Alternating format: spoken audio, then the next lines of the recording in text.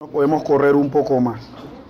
En esta tarde, dándole continuidad a lo que es el tema de la importancia de la Biblia en la vida pues, del cristiano, en la vida del cristianismo, en la vida de la iglesia, he querido traer una reflexión, hermanos, que habla acerca de construir una teología sana y responsable para la vida. ¿Y por qué traigo esto a colación? Porque como bien dijo un teólogo propiamente, uno que sí era teólogo de verdad, que murió este año precisamente, de nombre R.C. Sproul, él decía: todos los cristianos somos teólogos. El asunto es que algunos son muy buenos teólogos y otros son muy malos teólogos. Algunos son teolocos, como dice nuestra hermana Elba, pero en la reflexión teológica siempre está en la mente del que emprende este camino de conocimiento de Dios y de conocimiento de la Biblia, porque siempre va a tener una interpretación que dar a lo que lee en las Escrituras. Bueno, antes quisiera poder orar y entregarle este tiempo al Señor. Padre de la gloria, en esta tarde queremos darte las gracias porque nos das la oportunidad de poder estar reunidos como cuerpo local de creyentes para, Señor, tener este servicio de adoración pública a ti, y también por la oportunidad que me brindas de poder compartir la palabra tuya, compartir la reflexión de ella con mis hermanos aquí. Señor, te pido que todo lo que se vaya a decir ahora sea primeramente dirigido por ti, y segundo, oh Dios, por ser palabra tuya, llegue al corazón de los hermanos y logre el cometido por el cual tú le inspiraste, Señor, que es cambiar el pensamiento y el actuar de cada uno de nosotros. Señor, por lo tanto, te pedimos que tú seas glorificado en este momento, en este tiempo, y que nosotros salgamos de aquí edificados y con la idea, oh Señor, en mente de que de una u otra manera construimos teología, pero que nuestra meta debe ser construir una teología sana y responsable. Gracias, Señor. En el nombre de Jesús te pedimos esto y te damos la gloria, la honra y el honor por siempre, Señor. Amén. Quisiera que me acompañaran, hermanos, a 2 de Timoteo, capítulo 3, versículos 16 y 17. Es un pasaje que muchos ya hemos leído, otros lo conocen de memoria. Sin embargo, en esta tarde vamos a leerlo nuevamente, 2 de Timoteo, capítulo 3, versículos 16 y 17. Vamos a leerlo nuevamente por lo que dice este pasaje. Estos dos versículos, mis hermanos, dicen lo siguiente: toda la Escritura, toda la Biblia, el Antiguo y Nuevo Testamento, es inspirada por Dios. Es decir, el autor de ella es Dios, y útil para enseñar, para redarguir, para corregir, para instruir en justicia, a fin de que el hombre de Dios sea perfecto, es decir, sea maduro, sea una persona que vaya corrigiendo a medida que va pasando el tiempo los defectos que tiene, enteramente preparado para toda buena obra. Estos dos versículos, hermanos, son parte de una carta que le envía el apóstol Pablo a su hijo en la fe, Timoteo, compañero de misiones, de Pablo, compañero de penurias, etcétera. No solamente era su compañero, Pablo lo veía como un hijo. Pero en esta segunda parte, Pablo, hablándole acerca del testimonio de Cristo, del ser un buen soldado de Jesús y de ser un obrero aprobado, en el capítulo 3 les habla del carácter de los hombres en los postreros días. Y nosotros ya sabemos, porque hemos leído esto anteriormente, que él enumera una serie de características que tienen las personas en los postreros tiempos, que más bien son defectos, más que virtudes. Y solamente por mencionar algunas, Pablo habla de que esas personas, esos hombres, van a ser amadores de sí mismas, van a ser avaras, vanagloriosas, soberbias, blasfemas, desobedientes a los padres, ingratos, impíos, sin afecto natural, implacables, calumniadores, intemperantes, crueles, aborrecedores de lo bueno, traidores, impetuosos, infatuados, amadores de los deleites más que de Dios, que tienen apariencia de piedad, pero que niegan la eficacia de ella. Y precisamente desarrollando este tema de cuál va a ser el carácter, o sea, la marca interna que tienen las personas de estos postreros días, al final Pablo menciona algo que es con lo que nosotros podemos ubicar, clasificar o distinguir a las personas que están o no en esta categoría. ¿Y cuál es la herramienta? Toda la Escritura. Por ser toda la Escritura el registro del pensamiento y de la mente de Dios, al entenderla y manejarla bien, nosotros vamos a determinar y a identificar. Y se supone, hermano, que eso es lo que nosotros debemos aspirar, a poder clasificar y determinar quiénes son las personas que están conformes a este carácter de los hombres de los últimos tiempos, están conformes al carácter que Dios quiere que tengamos. Y este pasaje de 2 de Timoteo 3, 16 al 17, precisamente Pablo se lo dirige a un hermano en Cristo, que es Timoteo, que era pastor de varias congregaciones, era supervisor, obispo de muchas congregaciones de la cual él era responsable. Y estas características Pablo precisamente las dice de personas que se supone profesan la fe en el Señor. Y sin embargo, miren las características de tipo negativo que Pablo enumera de gente que posiblemente esté en las iglesias que Timoteo dirigía.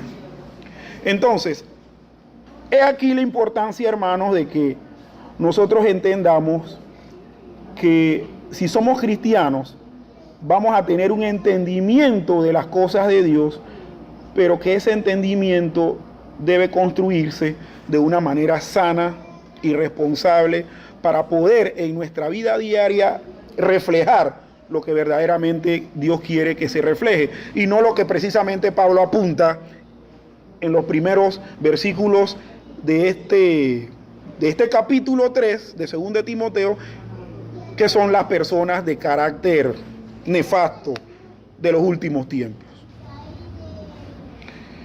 En esto, hermanos, de construir una teología sana y responsable, siempre hay dos tendencias que se marcan dentro de la iglesia del Señor. ¿Y cuáles son esas dos tendencias?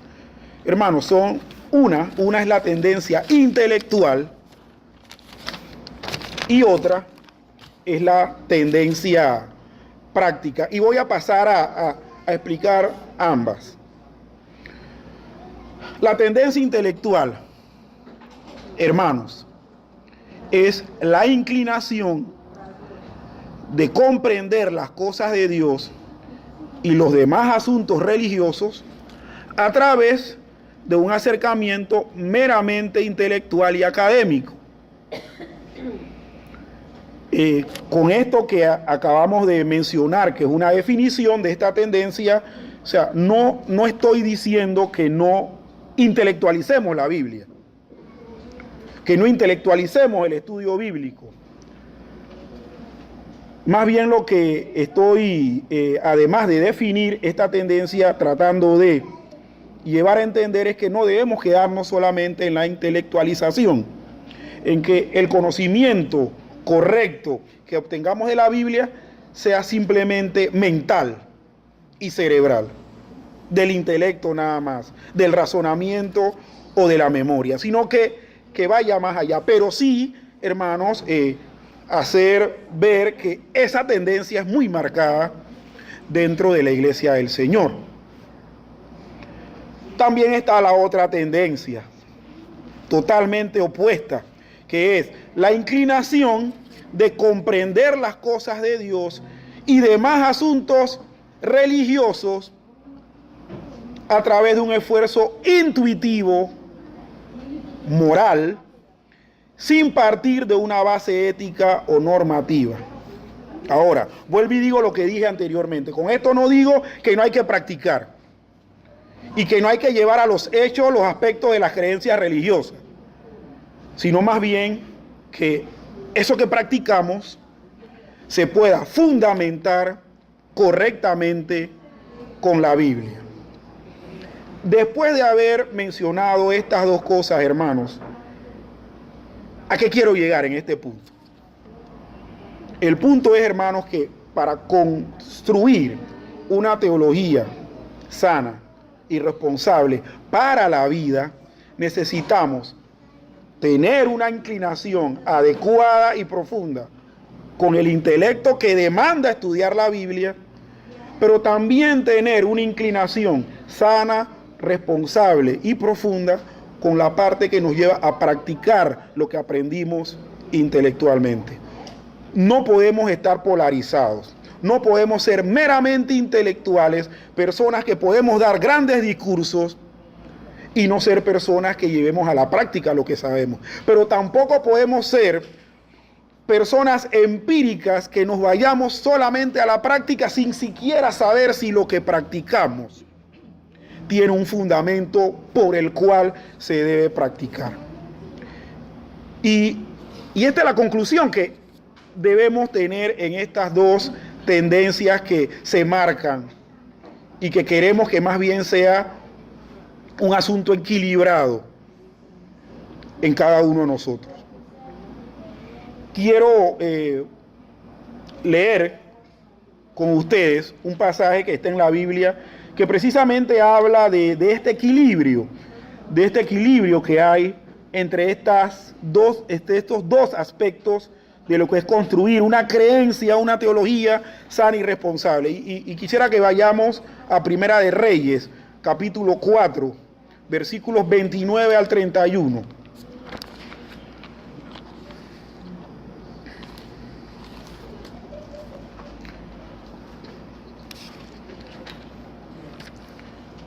En este capítulo 4 de Primera de Reyes se habla en parte de la sabiduría y prosperidad de Salomón. Y en los versículos 29 al 31 se dice lo siguiente: y Dios dio a Salomón sabiduría y prudencias muy grandes, y anchura de corazón como la arena que está a la orilla del mar. Era mayor la sabiduría de Salomón que la de todos los orientales y que toda la sabiduría de los egipcios. Aún fue más sabio que todos los hombres, más que Etán Esraíta y que Emán, Calcol y Darda, hijos de Maol. Y fue conocido entre todas las naciones de alrededor. Como le dije anteriormente, vemos a Salomón demostrando una barbaridad de sabiduría, tanto así que nosotros, por lo que conocemos de esto, la sabiduría de Salomón se hizo tan popular que eso hizo que muchos reyes lo visitaran, y entre esos una reina, la famosa reina de Saba, que la gente le han inventado más de 4 cuentos que fue novia de Salomón y demás. Eso no nos consta, pero hay mucha gente que hasta películas ha hecho de eso. Una sabiduría que había adquirido de una fuente intelectual de su época, pero sabemos por lo que leímos, que Dios se la dio y se la facilitó. ¿Y dónde podemos ver esto? Bueno, lo podemos ver ahí mismo en Primera de Reyes, capítulo 3, versículos 3 al 7. Y es cuando Salomón pide sabiduría. En este versículo 3 al 7 dice lo siguiente: mas Salomón amó a Jehová, andando en los estatutos de su padre David. Solamente sacrificaba y quemaba incienso en los lugares altos. E iba el rey a Gabaón, porque aquel era el lugar alto principal, y sacrificaba allí. 1000 holocaustos sacrificaba Salomón sobre aquel altar. Y se le apareció Jehová a Salomón en Gabaón una noche en sueños, y le dijo Dios: pide lo que quieras que yo te dé. Y Salomón dijo: tú hiciste gran misericordia a tu siervo David, mi padre, porque él anduvo delante de ti en verdad, en justicia y con rectitud de corazón para contigo. Y tú le has reservado esta tu gran misericordia, en que le diste hijo, que se sentara en su trono, como sucede en este día. Ahora pues, Jehová Dios mío, tú me has puesto a mí, tu siervo, por rey en lugar de David mi padre. Y yo soy joven y no sé cómo entrar ni salir. Y seguimos leyendo. Y tu siervo está en medio de tu pueblo, al cual tú escogiste, un pueblo grande que no se puede contar ni numerar por su multitud. Da pues a tu siervo corazón entendido para juzgar a tu pueblo y para discernir entre lo bueno y lo malo, porque ¿quién podrá gobernar tu pueblo tan grande? Y el versículo 10 dice: y agradó delante del Señor que Salomón pidiese esto. Ahora, ¿Dios por qué le dio esto a Salomón? Dios se lo dio porque se lo pidió, pero también Dios se lo dio porque estaba conforme a su voluntad. ¿Y dónde Salomón había aprendido que la voluntad de Dios era que le pidiera sabiduría? En la ley. Nosotros leímos que Salomón inquiría o reflexionaba en los estatutos de su padre David. Y los estatutos que David, su padre, leía y que reflexionaba, no sé si a diario, pero lo hacía con frecuencia, era la ley de Moisés, los escritos de Moisés. Entonces vemos, hermanos, que Salomón en ese momento estaba construyendo una teología sana, tan sana que le llevó a entender que él necesitaba una base intelectual a la cual acudir, pero también necesitaba esa intelectualidad que era muy popular, darla a expresar, o sea, llevarla a la práctica. Es más, nosotros sabemos que Salomón la botó del estadio como un jonrón cuando fueron a la sala del rey 2 mujeres que se estaban disputando un niño, y que cada una decía que ese niño era de él, y que él dijo: bueno, pártanlo en 2 pues, y denle un pedazo a cada una. Salomón entendía, por la gracia que Dios le había dado, la sabiduría, y por la sana percepción y creencia que él tenía en ese momento, que la madre auténtica iba a decir, o sea, iba a salir a florecer eso. Tanto así que fue evidente para él. Y le dijo: denle este niño a la madre porque esta es.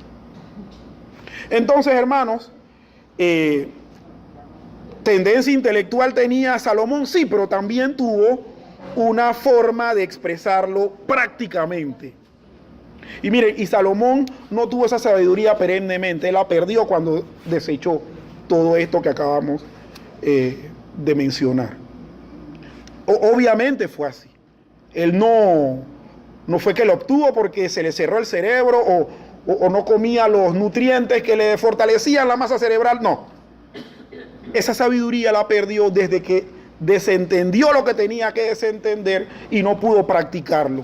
Y fue porque precisamente abandonó a Dios. En segundo lugar, quiero también compartir para reforzar esta conclusión que mencionamos, un equilibrio entre la parte intelectual y la parte práctica. Segunda de Pedro, capítulo 3. Segunda de Pedro, ya estoy hablando como chino. Segunda de Pedro, capítulo 3, versículos 15 al 16. El capítulo 3 de la segunda epístola de Pedro habla del día del Señor. Que el día del Señor vendrá como ladrón en la noche y que va a haber estrépito, estruendo, los elementos ardiendo serán consumidos.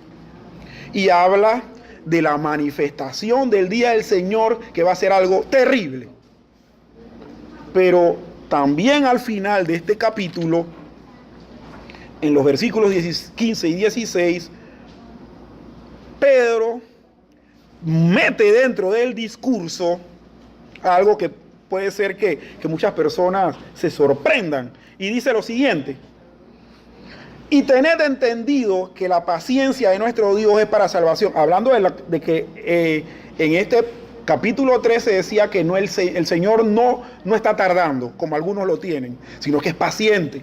Entonces él dice, tened entendido que la paciencia de nuestro Señor es para salvación.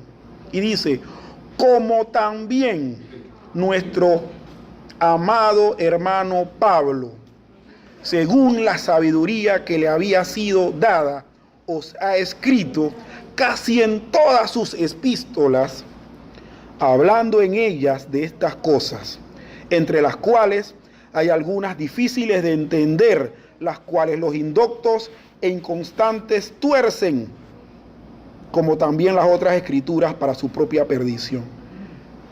Hablando de la venida del Señor y del día del Señor, Pedro dice, ustedes no se acuerdan que Pablo ha escrito del tema ya, pero con una sabiduría que es difícil de entender.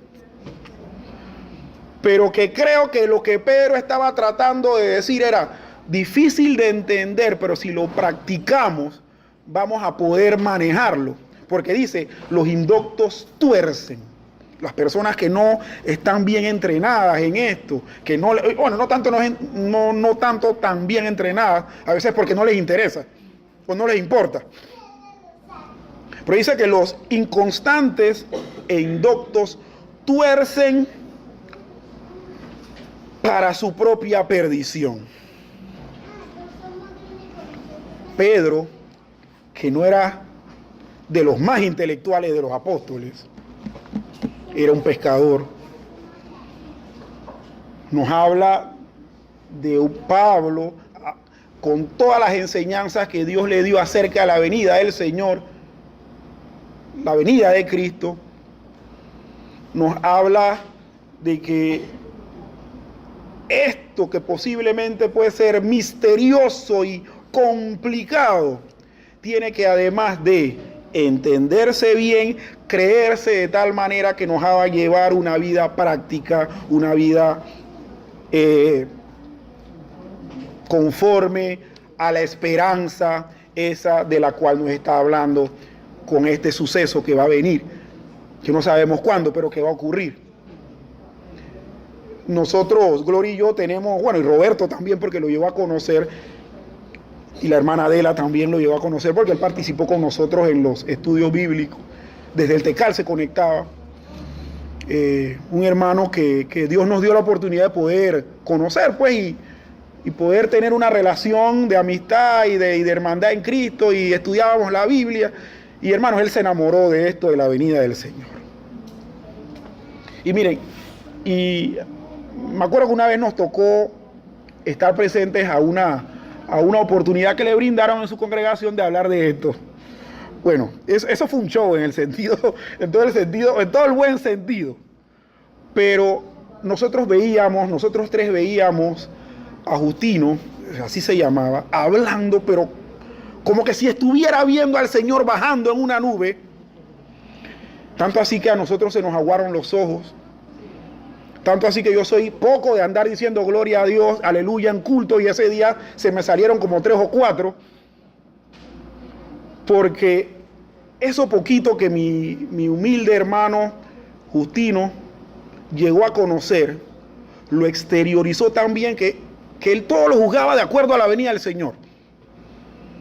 Tú te portas mal porque tú no crees en la venida del Señor.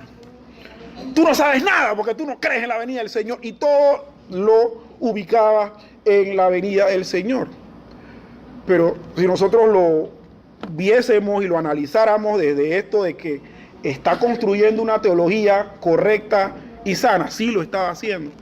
Porque él sabía que la venida del Señor conllevaba tener una conducta moral adecuada. Aquel que cree que ese Señor va a venir en algún momento. Entonces, hermanos, vemos aquí que debemos, si queremos construir una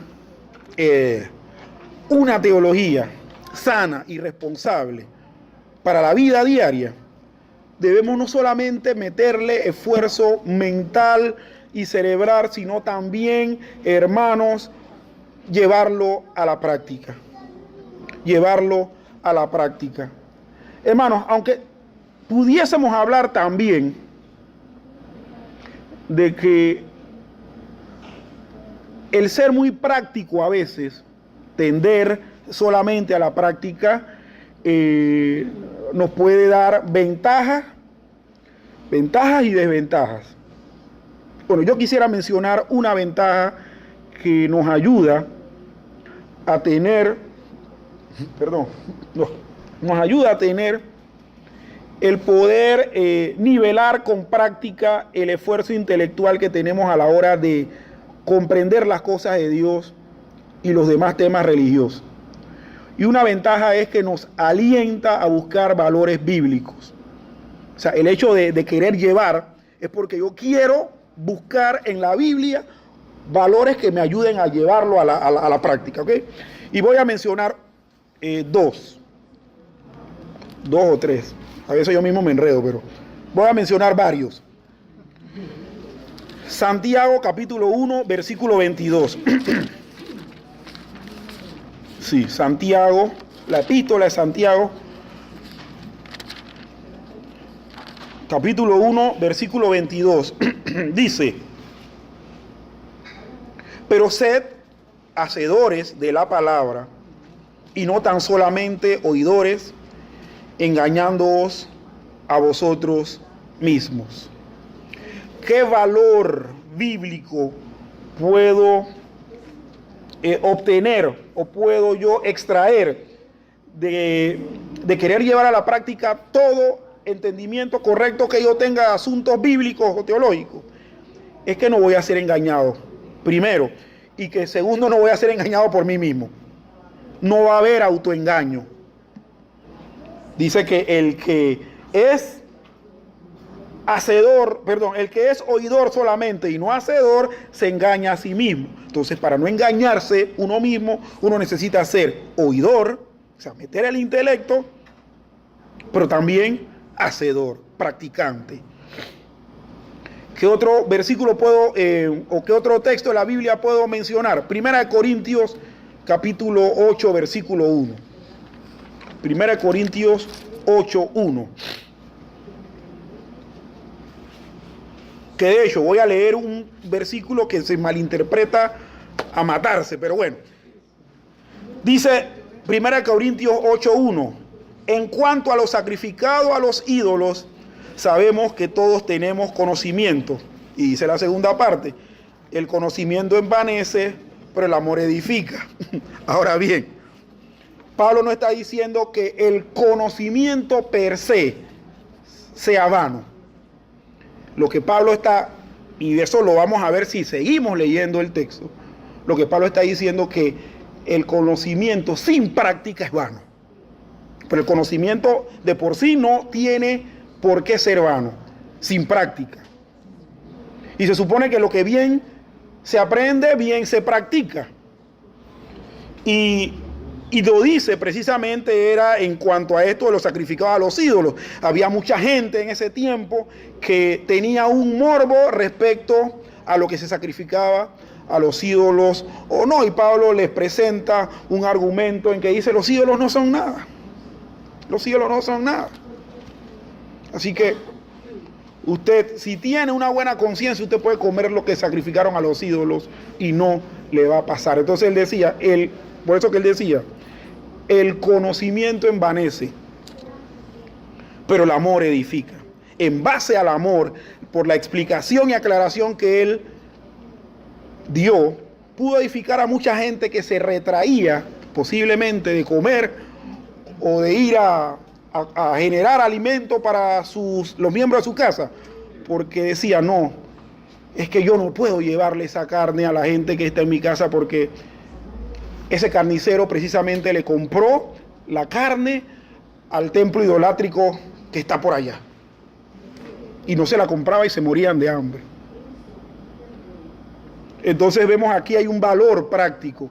El amor edifica, pero el amor edifica y el conocimiento es envanecido cuando no se lleva a la práctica correctamente. Y en segundo y en tercer lugar, vieron que eran tres. En tercer lugar, capítulo 13, versículo 2. Ajá, Primera de Corintios, sí. Primera de Corintios 13, 2. Y dice, y si tuviese profecía y entendiese todos los misterios y toda la ciencia, y si tuviese toda la fe, de tal manera que trasladase los montes, y no tengo amor, nada soy. Y si seguimos leyendo, el 3 dice, y si repartiese todos mis bienes para dar de comer a los pobres, y si entregase mi cuerpo para ser quemado, y no tengo amor, de nada me sirve. El valor bíblico que se está rescatando ahí es el amor, que de nada vale que yo sea un experto profeta o que sea un gran descifrador de misterios o que conozca a ciencia cierta, las menudencias del conocimiento, pero si no tengo amor, eso es como un cero a la izquierda. Y aún, mire, menciona cosas prácticas el versículo 3, si repartiese todos mis bienes, eso es ser práctico. Para dar de comer a los pobres, y si entregase mi cuerpo para ser quemado y no tengo amor, de nada me sirve. Entonces, hermanos, la ventaja que tenemos de practicar lo que conocemos es precisamente buscar valores bíblicos. Los encontramos porque estamos en ese afán de querer practicar lo que la Biblia nos enseña. Pero también hay una desventaja, hermanos. Y es una desventaja que precisamente es la que más se da. ¿Y cuál es esa desventaja? El antiintelectualismo o el menosprecio al tener esfuerzos de tipo intelectual. Y quiero que vayamos nuevamente a segunda de Timoteo, nada más que al capítulo 2, versículo 15.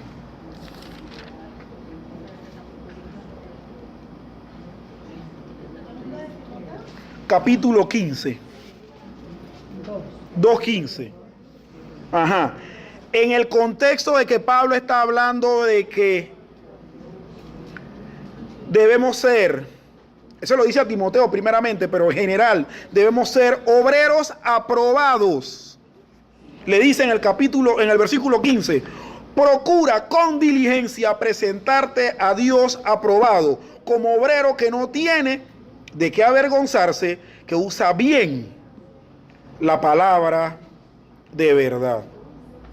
Saben que ahí, en esto de usar bien la palabra de verdad, se está usando una figura que en el idioma en que se escribió esto es la palabra, si no recuerdo mal, es la palabra grafos, que significa escribir. El obrero aprobado, el predicador aprobado, era capaz de decir fielmente, como quien copia fielmente, sin equivocarse, la palabra de Dios. Entonces, para poder repetir las cosas, las enseñanzas bíblicas con fidelidad, hermanos, sí hay que preocuparse por la parte intelectual. Pablo, que era un hombre, nada más por las características que nos muestra la Biblia, era un rabino a carta cabal. que había sido educado a los pies de Gamaliel.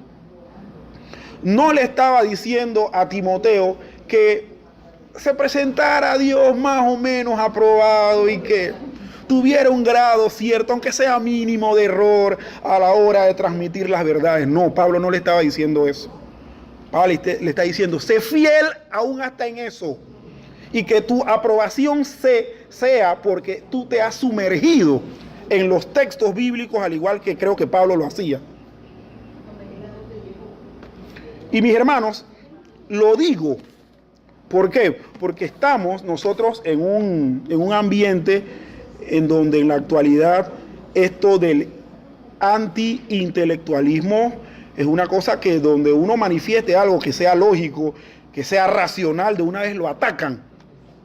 Nada más tenemos que ver los debates que se dan ahora en esto de la ideología de género, que aunque tú le demuestres a los LGBT que el que nace varón muere varón aunque se mutile, y la que nace mujer muere mujer aunque, bueno, se transforme, ellos dicen que no, que eso es como uno se sienta. Entonces es un antiintelectualismo porque están echando por tierra siglos de investigación de la ciencia, cosa que ha costado, pero esa misma tendencia está dentro de las congregaciones. Porque hay muchas veces hermanos que dicen que para qué tanto estudio bíblico, que para qué tanto profundización en las escrituras. ¿Para qué es? Bueno, hermanos, mire, yo sí le digo que en verdad nuestra vida es corta, pero creo que parte de lo corto de esa vida debe ser invertido en prepararse bien en las escrituras, porque nosotros en esta corta vida también invertimos tiempo en prepararnos de manera secular en otras cosas. Y no debe haber, hermanos, eso, porque es la gran desventaja que hay en querer ser meramente práctico nada más y no querer fundamentar lo que estamos nosotros apuntando. Ahora, con todo lo que se ha mencionado hasta ahora, para construir, mis queridos hermanos, una teología sana y responsable, debemos perseguir tres metas. Y con estas tres metas culminamos pues esto de la reflexión en la tarde de hoy. ¿Y cuáles son esas tres metas, hermanos? Esas tres metas son, y se los voy a mencionar con estos nombres y vamos a irlo explicando en lo que se pueda. La primera meta es la ortodoxia. La segunda meta es la ortopraxis. Y la tercera meta es la ortopatía. Y vamos a ir a explicar cada una de ellas. Ok, la primera meta a la que vamos a llegar todos los que nos apuntemos en la lista para construir una teología sana y responsable, que es la ortodoxia. Y la ortodoxia no es más que la mayor de las metas que todo sistema responsable en teología tiene.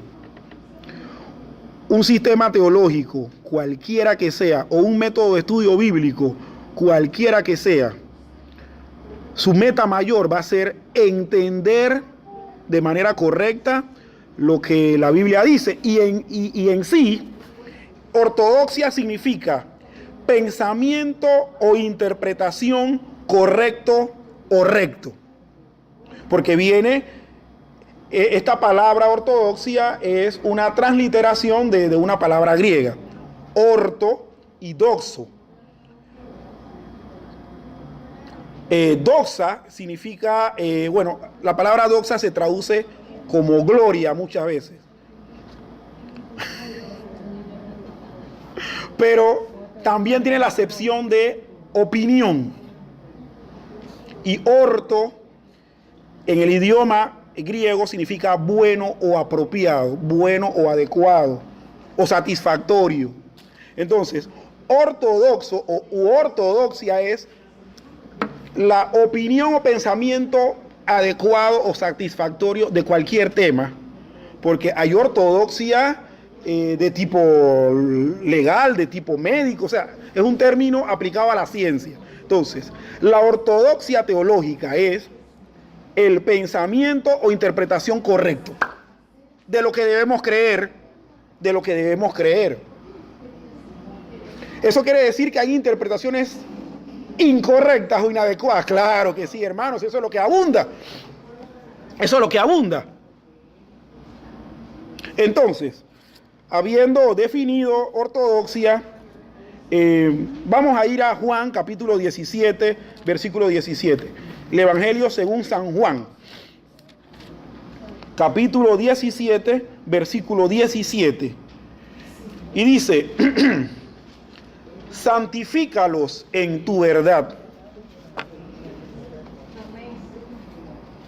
Tu palabra es verdad. Juan 17, 17.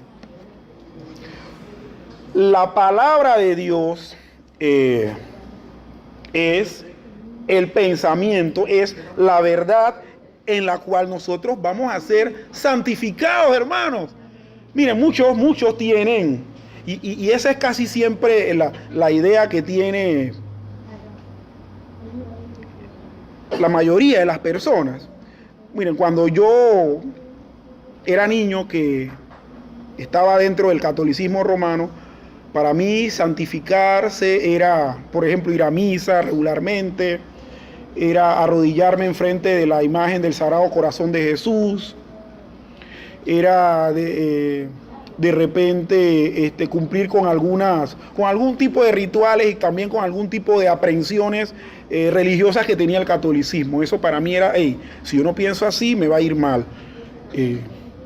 Obviamente nada de eso que les mencioné tenía fundamento bíblico.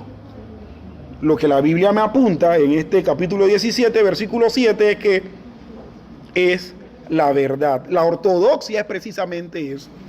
Buscar la verdad contenida en la palabra de Dios.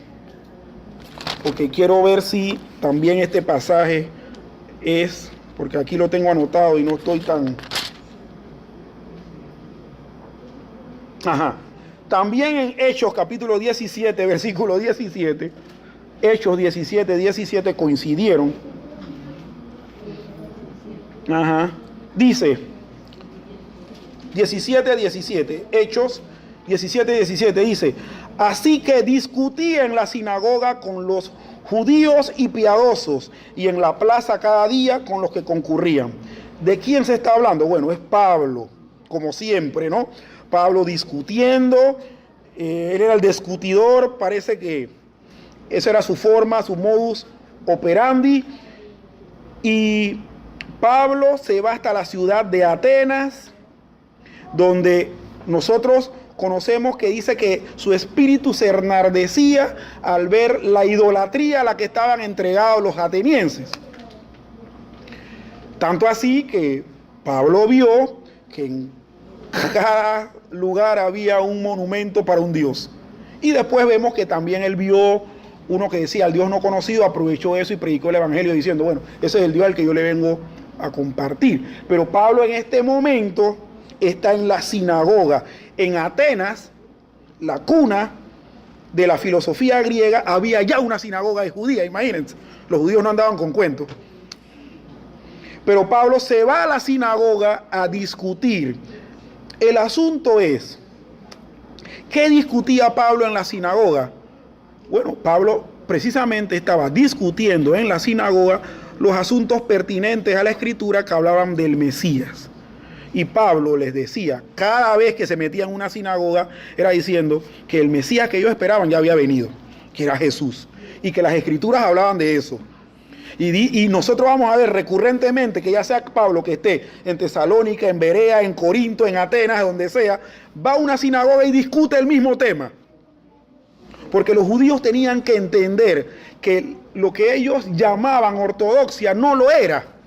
Ellos estaban mal entendiendo muchos de los pasajes que hablaban de un sujeto que ya había venido y que había cumplido las profecías. Y que había, además de eso, muerto, resucitado, ascendido a los cielos y que iba a venir. Y no, pero créanme que cada vez que Pablo hacía eso, ¿qué dicen los versículos siguientes? Que mucha gente de la sinagoga se le unía, por eso que siempre formaba los merecumbé. Pero ¿qué estaba utilizando Pablo ahí? La meta teológica de la ortodoxia. Que, vamos a discutir, a lo mejor esto me va a costar, pero vamos a ver la correcta interpretación de lo que es. Si ustedes no lo quieren creer, bueno, apaléenme, persíganme o métanme preso. Pero eso es lo que es. Y obviamente muchas de las iglesias que Pablo fundó tenían miembros que eran judíos por eso, porque los convencía a través de la ortodoxia de las escrituras hebreas que Cristo, que Jesús era el Mesías que ellos se supone que todavía están esperando. Entonces,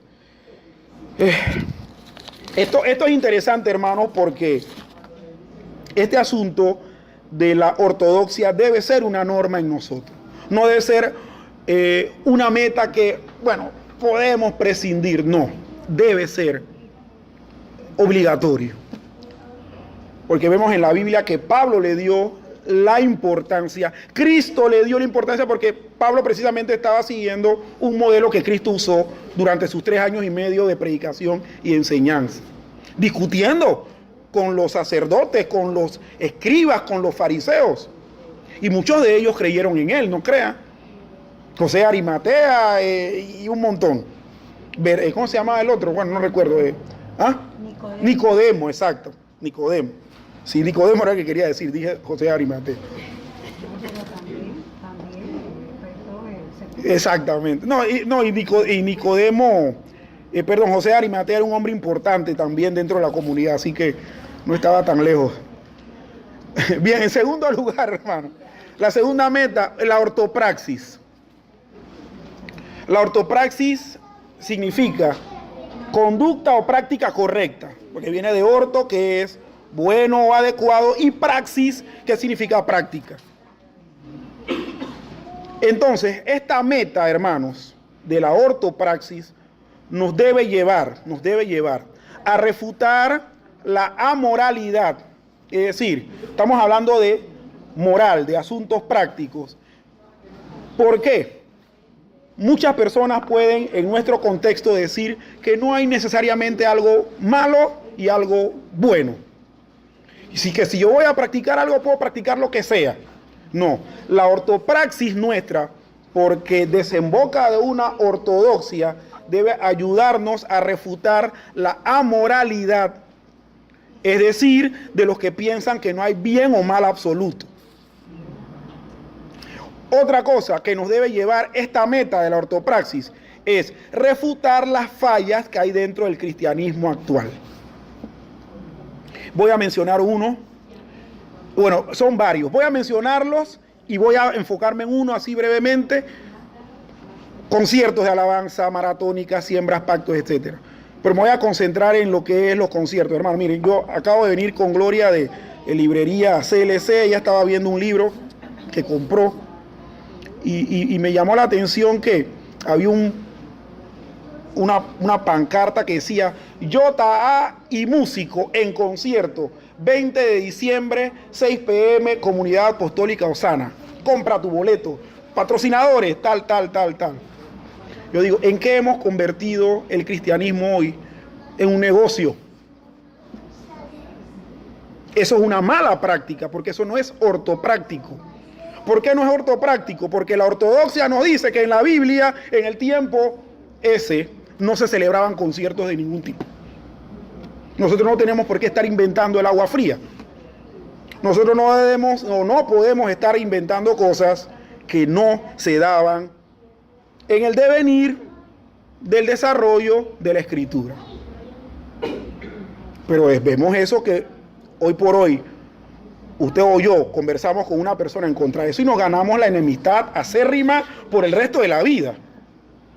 Porque para ellos eso es un momento donde la gloria de Dios cae. Hermanos, la gloria de Dios cae cuando tú predicas la palabra con verdad. Y en tercer lugar, ¿A qué nos debe llevar esta meta de ortopraxis? Bueno, a tener esperanza en la recompensa eterna. Voy a practicar lo que la Biblia de manera clara me ha enseñado porque voy por ese galardón. Y ahí en Santiago, capítulo 2, versículo 19, vemos eso. Santiago 2:19.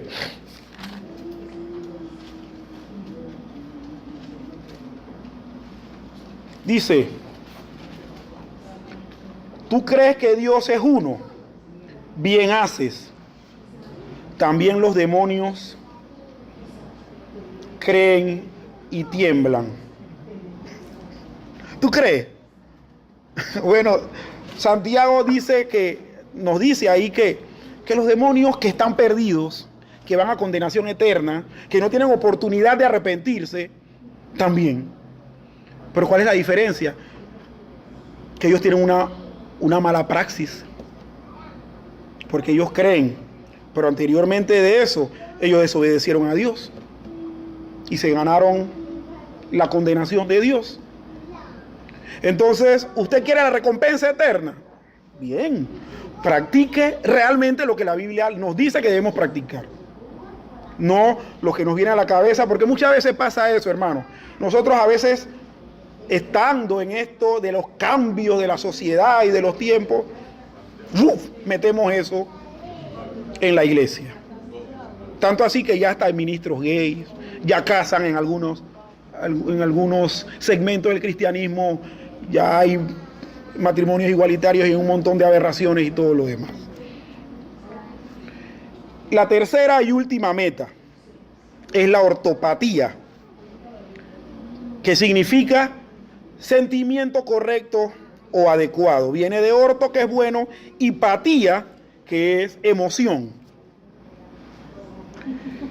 Esta última meta, hermanos, nos debe llevar a desechar el error que la psicología moderna nos dice de que todas las emociones son neutrales, de que que no hay mal ni bien en las emociones. Hermanos, hay emociones malas y hay emociones buenas.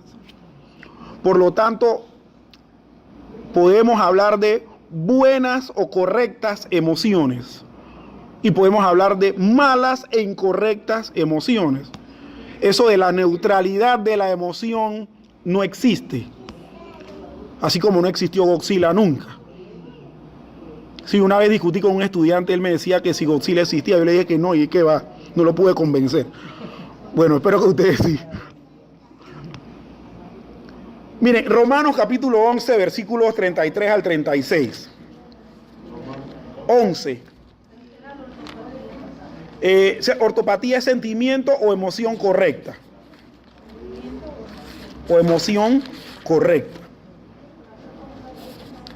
Romanos capítulo 11, versículos 33 al 36, dice, en el tema, en el contexto de lo que Pablo les dice a los romanos de la restauración de Israel, dice: oh profundidad de las riquezas, de la sabiduría y de la ciencia de Dios, cuán insondables son sus juicios e inescrutables sus caminos. Porque ¿quién entendió la mente del Señor? ¿O quién fue su consejero? ¿O quién le dio a él primero para que le fuese recompensado? Porque de él y por él y para él son todas las cosas. A él sea la gloria por los siglos. Amén. Después de todo el discurso donde Pablo habla de la restauración de Israel y que les dice a la iglesia, bueno, no menosprecien, o sea, no menosprecies a Israel. Dios tiene su plan con ellos.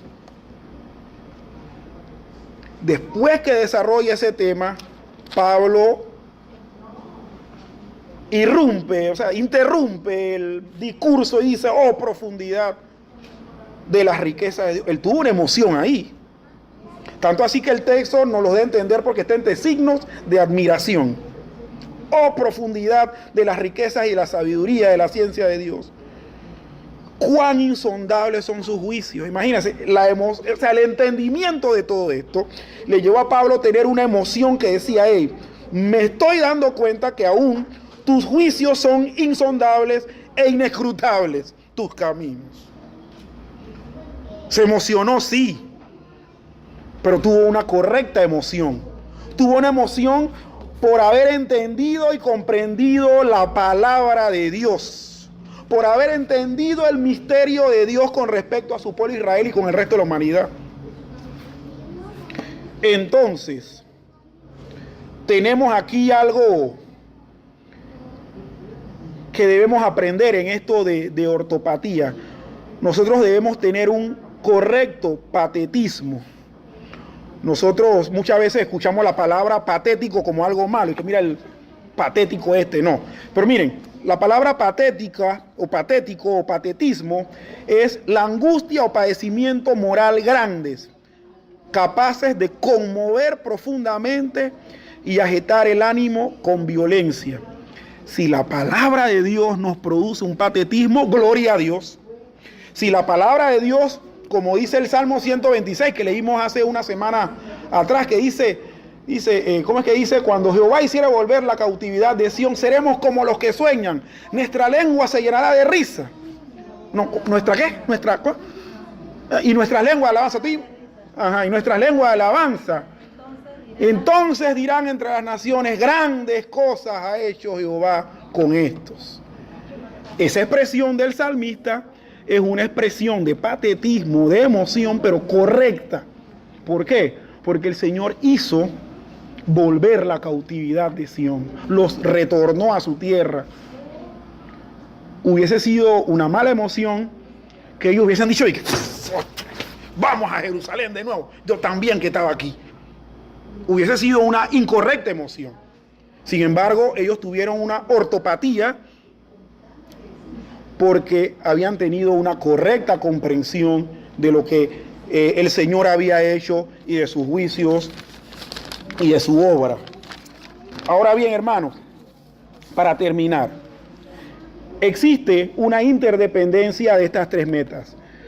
Es decir, la ortopatía no puede prescindir ni de la ortopraxis ni de la ortodoxia.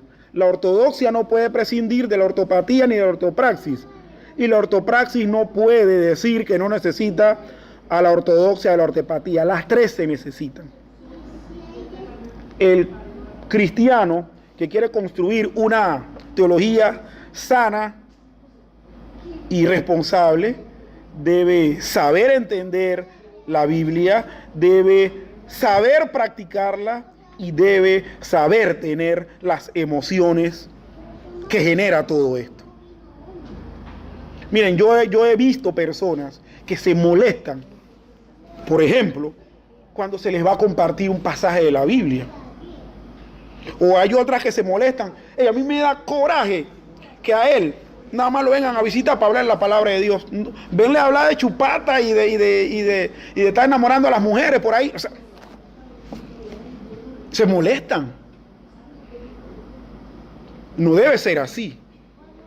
Hermanos, nosotros debemos, precisamente, si no tenemos ese tipo de emociones, revisemos entonces nuestra teología, nuestro desarrollo teológico, nuestra comprensión de las cosas que tenemos. Y quiero citar algunos ejemplos. A la ortodoxia fortaleciendo a la ortopatía y la ortopraxis. Santiago capítulo 2 nuevamente. Santiago 2, que dicen que es la epístola más práctica de la Biblia, ¿verdad? Pero no por eso deja de ser ortodoxa. Santiago capítulo 2, versículos 14 al 16, dice: hermanos míos, ¿de qué aprovechará si alguno dice que tiene fe y no tiene obras? ¿Podrá la fe salvarle? Y miren lo que dice a continuación: si un hermano o una hermana están desnudas y tiene necesidad de mantenimiento de cada día, y alguno de vosotros le dice, id en paz, calentados y saciados, pero no les das las cosas que son necesarias para el cuerpo, ¿de qué aprovecha? O sea, Santiago está diciendo, la ortodoxia de ese man, de ese tipo, está mal. Porque si tú entiendes que la Biblia te exhorta a ayudar a los que menos tienen, ¿cómo es que se te presenta alguien? Tú le dices, no, tranquilo, vaya. Dios proveerá. Como decían, yo me acuerdo que en el Chorrillo había un señor que cuando no quería saber, la gente decía, andule, dale. No, hermanos, nosotros no. En este caso de la ayuda a los pobres, el ser ortodoxos nos lleva a tener una buena práctica y un buen sentimiento con las personas a las que podemos ofrecerle la ayuda. En cuanto a la ortopraxis, fortaleciendo la ortodoxia y la ortopatía, tenemos el ejemplo de la oración. Miren, Santiago capítulo 5, versículos 14 al 18. Dice, 5, 14 al 18, dice, ¿está alguno enfermo entre vosotros? Llame a los ancianos de la iglesia y oren por él, ungiéndole con aceite en el nombre del Señor. Y la oración de fe salvará al enfermo, y el Señor lo levantará. Y si hubiere cometido pecados, le serán perdonados. Confesaos vuestras ofensas unos a otros, y orad unos por otros, para que seáis sanados. La oración eficaz del justo puede mucho. Elías era hombre sujeto a pasiones semejantes a las nuestras, y oró fervientemente para que no lloviese, y no llovió sobre la tierra por 3 años y 6 meses.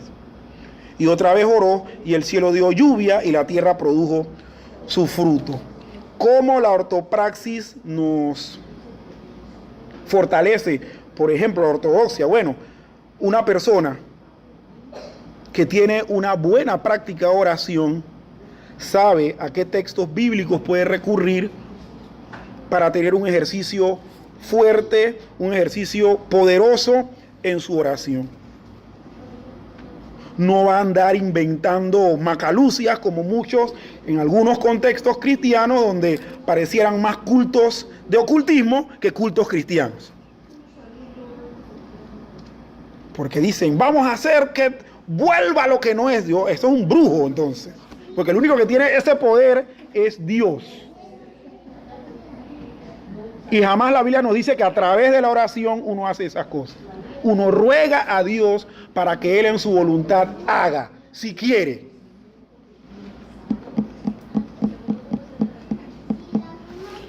Bueno, y por último, hermanos, ¿cómo la ortopatía, un ejemplo de la ortopatía fortaleciendo a la ortodoxia y a la ortopraxis? Bueno, el tema del sufrimiento. Y quisiera ir al Salmo 13, Salmo capítulo 13, versículos 1 al 3. Sí. Salmo 13, versículos 1 al 3.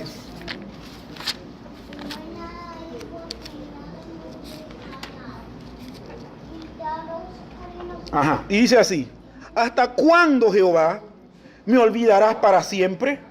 ¿Hasta cuándo esconderás tu rostro de mí? ¿Hasta cuándo pondré consejos en mi alma, con tristezas en mi corazón cada día? ¿Hasta cuándo será enaltecido mi enemigo sobre mí? Mira, respóndeme, Jehová, Dios mío, alumbra mis ojos para que no duerma de muerte. Hermanos, esta es una persona que está sufriendo, no sé qué situación, pero tiene una aflicción muy grande porque tiene una queja. Ahora, ¿en qué aspecto esa queja es ortopático? O sea, es un buen sentimiento. En el hecho de que esa frustración, de una u otra manera, él está llevando a Dios, para que Dios lo consuele. ¿Por qué? Porque muchas personas tienen condiciones de salud, condiciones económicas, y empiezan a tener una serie de emociones y que al final terminan culpando a Dios. Tú eres el culpable, porque si tú permitiste que yo naciera, porque tú sabías que yo iba a sufrir. Y empiezan a regañar a Dios prácticamente, y Dios termina regañado. Esa oración terminó siendo el gran regaño de fulanito a Dios. Hermanos, eso no es ortopático, ni ortopráctico, y mucho menos ortodoxo. Entonces, hermanos, aquí vemos, en este caso, al salmista, que creo que es David, sí es David, hablando de sus muchas frustraciones, que lo perseguían, que lo querían matar, pero esa emoción que era una emoción muy válida para las circunstancias que él tenía, él enfocó al final en que Dios es que lo iba a consolar. El que Dios en su voluntad iba a reivindicarlo o no, o le iba a hacer justicia o no. Pero él tomó la oración o el sufrimiento y lo llevó a través de la oración para buscar precisamente la paz, consuelo que Dios dice que da al que está en angustia. Dios dice que da al que está en angustia. Entonces, hermanos, vemos aquí, teología tenemos todos. El asunto es que sea sana, que sea responsable y que sea para la vida diaria. Dios quiere, hermanos, que con esto, pues, que he podido compartir, podamos tomar recursos para ir en ese paso, ir en ese camino de construir precisamente una teología que no se salga de la raya, sino que sea sana y que sea responsable para poder vivir bien esta vida cristiana que Dios nos permite vivir. Señor me los bendiga, hermano.